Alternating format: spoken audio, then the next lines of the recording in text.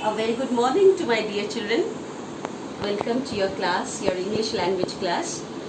I'm Shonini ma'am, last year's class teacher.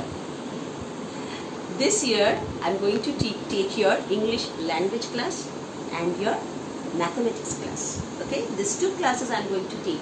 It's your maths class and your grammar class. These two classes I'm going to take this year, this academic year. So my dear children, what are you all doing in your house? We are very sorry. Okay, only one thing we can do is to keep ourselves very clean, sanitize, wear a mask, and of course listen to your parents. You all are missing your friends, you are missing your classroom, your school.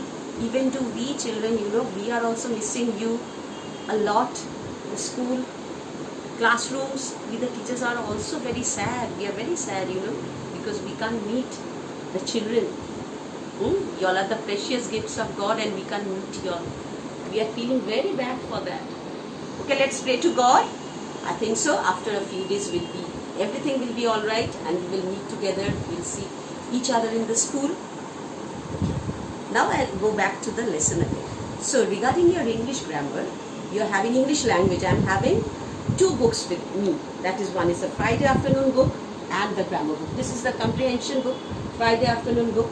Okay, and the other one is this grammar book, Basic English Grammar and Composition, this book. Okay, so you are having, it's a scheduled classes, you are having two, that is on Tuesday and on Thursday. These two grammar classes you are having, and then in these two classes I have divided the classes into two parts. One day you are going to have this grammar and the other day you are having essay letter comprehension. This you are having.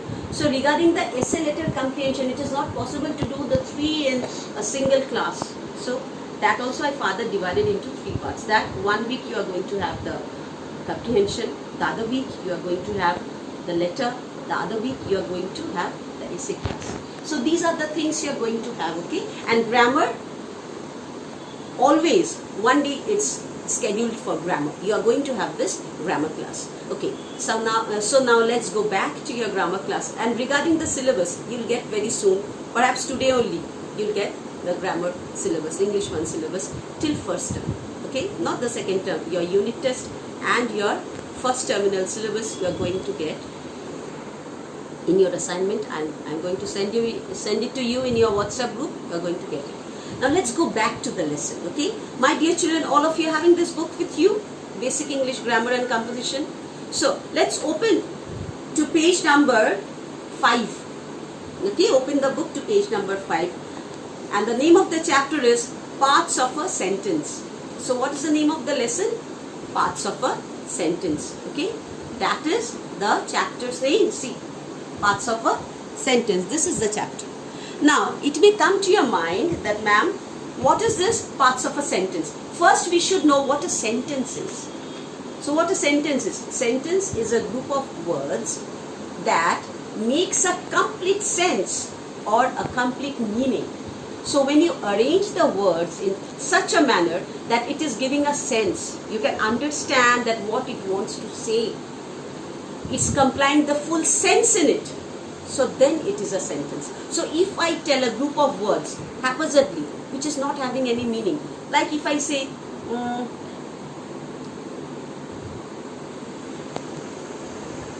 this sentence, if I say like this, the beautiful dance girl stage on. So if I say like this, the beautiful dancing girl stage on, it's also a group of words. See, all of you, it's also representing a group of words. Many words are there. 1, 2, 3, 4, 5, 6. 6 words are there. But it's having any meaning? Children, it's having any meaning? The beautiful dancing girl stage on, it's not having any meaning in it.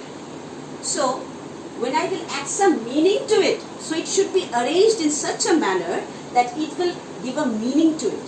So, this one, when I write the sentence like this, the beautiful girl is dancing on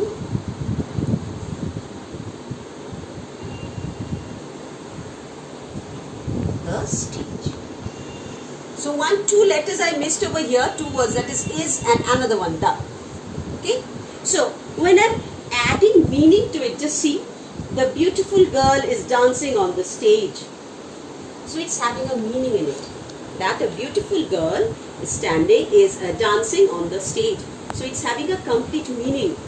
So the words which are having a complete meaning, this is a sentence.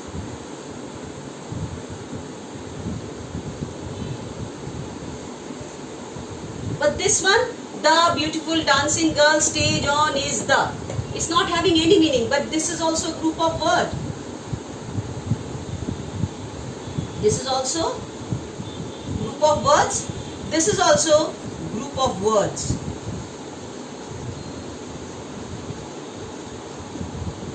So these are also group of words and these are also group of words. But one is not having any meaning. It's not having any meaning. No meaning is there. But this one is having meaning or makes a complete sense. So, by looking at this two group of words, the beautiful dancing girl stage on is the. It's also a group of word, but it's not having any meaning or doesn't make any sense. So this you can't put in the category of a sentence. You can't do it. But regarding this group of words, the beautiful girl is dancing on the stage, having meaning or makes a complete sense. It's having meaning. The sentence is having a meaning and it makes a complete sense. So this is a sentence and this is not a sentence. This is not a sentence. It is not a sentence. Group of words, but not making any sense, not making any meaning. So it's just a group of words. But this one is a group of words, it's making sense, it's having the complete meaning, and it's a group of words. So this one is what a sentence should be and this is what a sentence is. So looking at this explanation, it should be very much clear in your mind that what a sentence is. A sentence is a group of words that makes a complete sense or meaning. Am I clear to you, my dear children? So this is what a sentence is. Now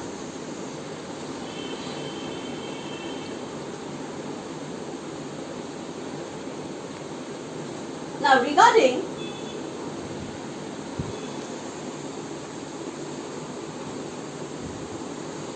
so this part is clear to you. So I'm going to rub this, okay?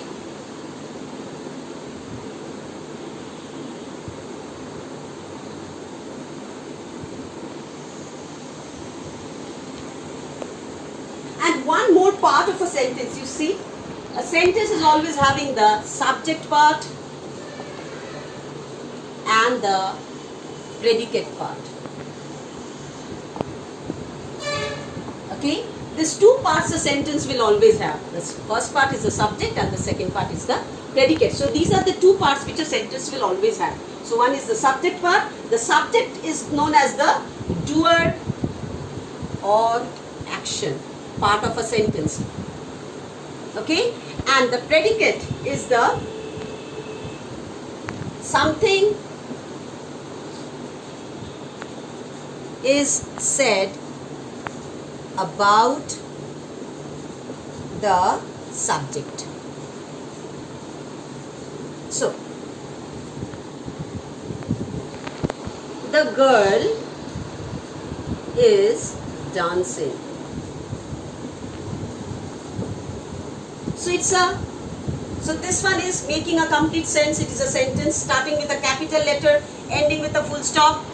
Okay, and when there is a proper noun in the middle of the sentence, that should be in capital letter. That I'll discuss you when I'll having the noun class with you. When I'll have the noun class with you. Okay, now this one, just see, the girl is dancing. So who is the doer or action? Doer of action. Who is the doer of action? Means the action over here is dancing. Okay, and the supporting verb is over here. So dancing is what? It is the action. Okay, so if we take it is dancing, because this is the supporting verb and the main verb is dancing over here. Then who is doing the action? This action, this dancing action. This dancing action, who is doing? Who is doing? This girl. Okay, so the girl is always the subject. And anything that is said about the subject, that is dancing. Okay, about the subject. This is your predicate. Okay, is dancing. So this is clear to you, my dear children. So a sentence will always have the two parts. Okay, that is, one is the subject part and the other is the predicate part. Then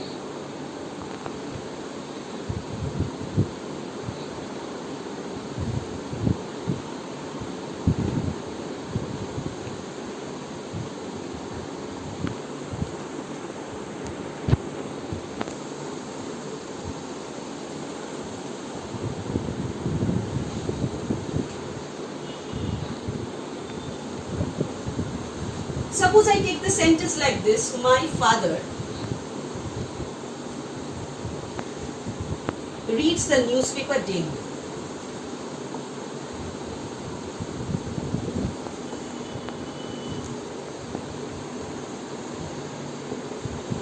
So this is the sentence.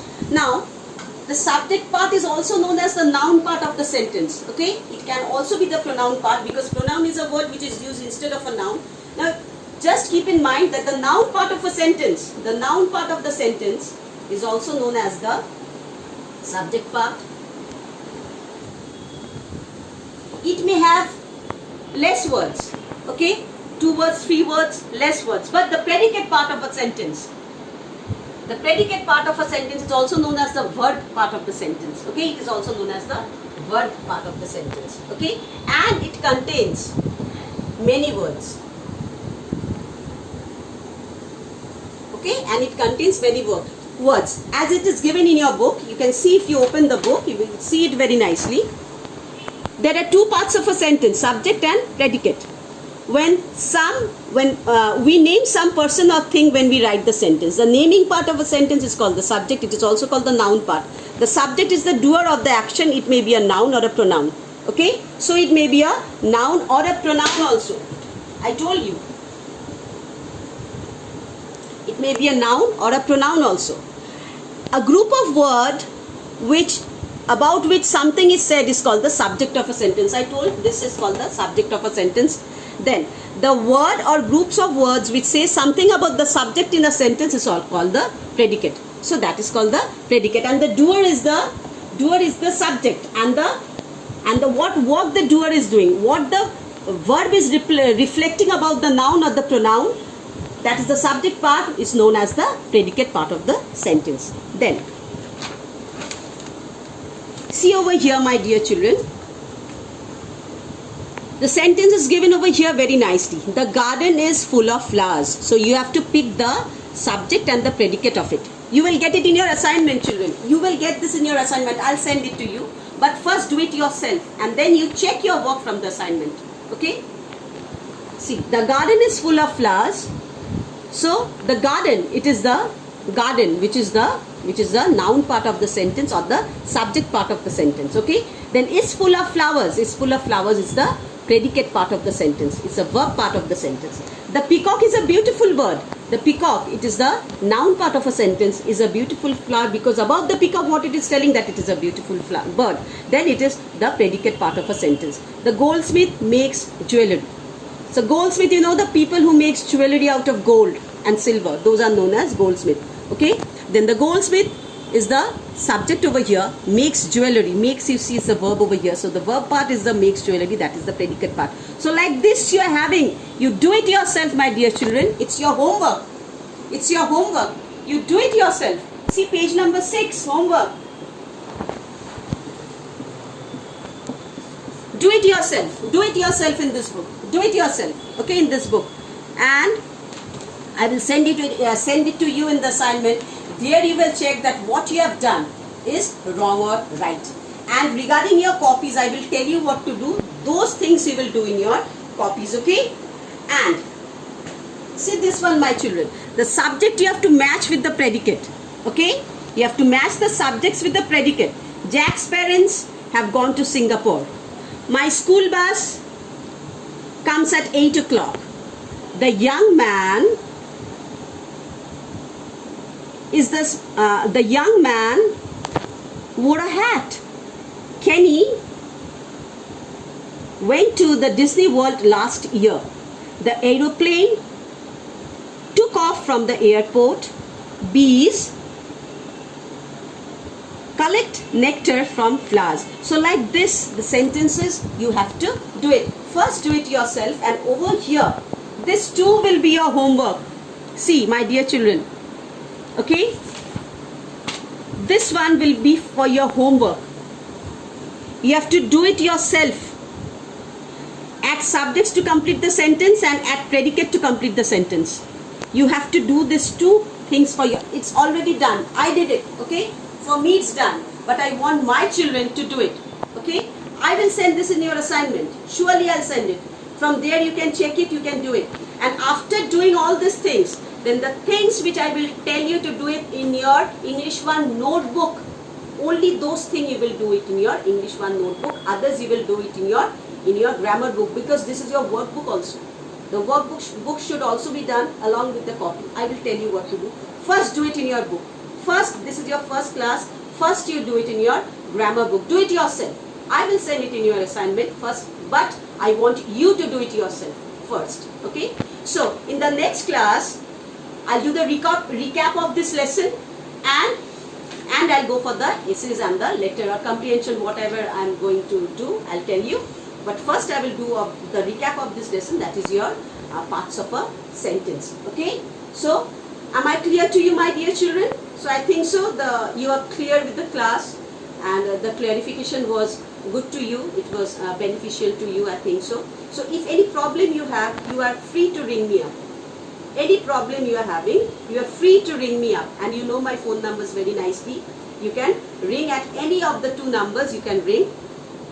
And my dear children, stay safe in your home and study hard, okay? Bye-bye.